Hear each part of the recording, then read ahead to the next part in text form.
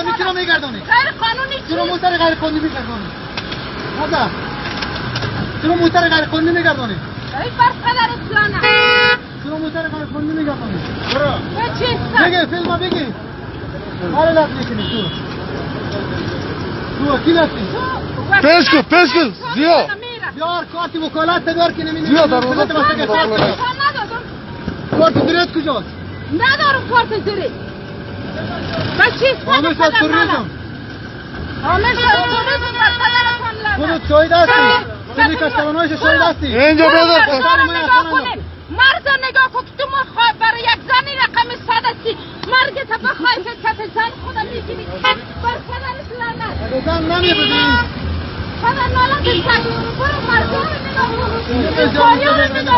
اسکر دست بالا کردن خوب نیست خاله خوب کردیم که میزن 3 ساعت این اسکر است به اینجا ساد است که امنیت بگیره تو سر از دست بالا میکنی امنیت بره پس تمام مرزا رو بگیره این داریا رو بگیره دار بخوره هیچ حق نداری سر از دست بالا کنیش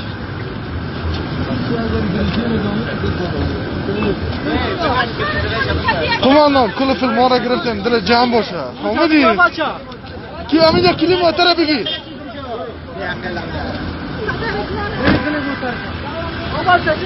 قماندان همه دریور از نمیر اگزمان نکنه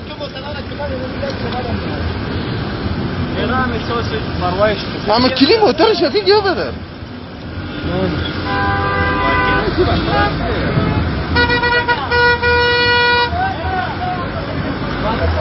نمون این طرف میره در میخوره